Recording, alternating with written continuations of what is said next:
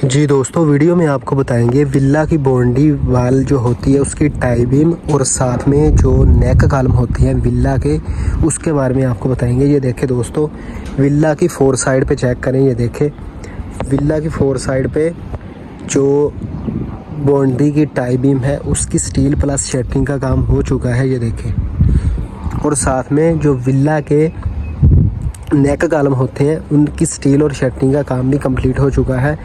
ये देखें, अभी जो आपने सॉलिड ब्लॉक लगाने होते हैं विला के, उनका जो टॉप लेवल होता है, जो विला की टाई बीम होती है उसका जो बॉटम होता है वही आपका जो सॉलिड ब्लॉक लगाते हैं आप विला की साइडों पे, उसका जो टॉप होता है वो आपकी टाई बीम होती है जो विला की, उसका बॉटम होता है। तो अभी जो विला के सॉलिड ब्लॉक्स हैं अराउंड वो कंप्लीट हो चुके हैं। साथ में ये देखें नेक कॉलम भी कंप्लीट हो चुके हैं।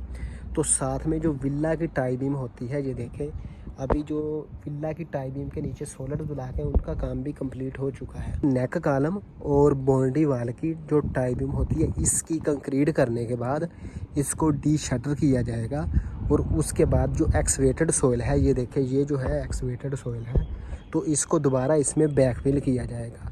बैकफिल करने से पहले जो विला की बाउंड्री है, जो सॉलिड ब्लॉक्स हैं, जो भी कंक्रीट होएगा इस स्टेप तक सब को आपने बिचुमन वाटरप्रूफ हमने लगाना है, और उसके बाद ये जो एक्सवेटेड सोइल है इसको हमने दोबारा बैकफिल करना है।